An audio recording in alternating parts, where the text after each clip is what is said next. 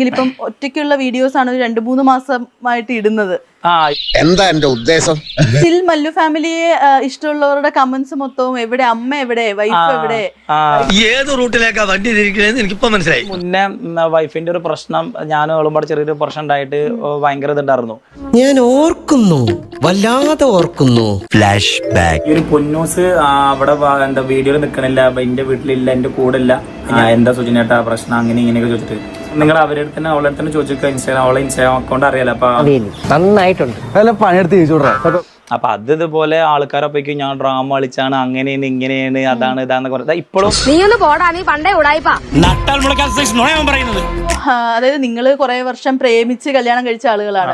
അപ്പൊ ഇങ്ങനെ ഇടയ്ക്കിടയ്ക്ക് ഇങ്ങനെ ഇവര് പിരിഞ്ഞു, ഡിവോഴ്സ് എന്നൊക്കെ ന്യൂസ് വരുമ്പോഴത്തേക്ക് വിഷമം വരൂലേ?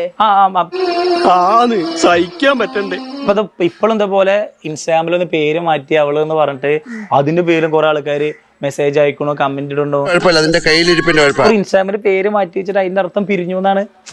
എടാ നീ നന്നാവത്തില്ലെന്ന് ഞങ്ങൾക്ക് എല്ലാവർക്കും അറിയാം. അവൻ ഫെവിക്കോളിനും പശയടിക്കുന്നവനാ. ഇപ്പൊ ഞാൻ എന്റെ വീട്ടിലത്തെ ഒരു കാര്യം ഞാൻ യൂട്യൂബിൽ പറയില്ല. വളരെ വളരെ സന്തോഷം. എനിക്കറിയില്ല, ഞാൻ കാർ എടുത്താ പ്രശ്നം, ഫോൺ എടുത്താ പ്രശ്നം, ആ ഫുള്ള് എന്താ ഇരിക്കണറിയില്ല. നിനക്ക് അഹങ്കാരം വളരെ കൂടുതലാണ്. പുഷ്പയില് വല്ല മറ്റേ അല്ലർജുൻ പറയുന്ന പോലെ താഴെ തട്ട് കടന്നവന് മേലേക്ക് കയറി വരുമ്പോൾ ഉള്ളൊരിതായിരിക്കാം. ഞങ്ങൾ പിന്നെ അതിനെ പറ്റി ഒന്നും മൈൻഡ് എടുക്കാറില്ല. ഒരു കുഴപ്പമില്ല, എനിക്ക് ഒരു നാണമില്ല, എനിക്കൊരു മാനമില്ല.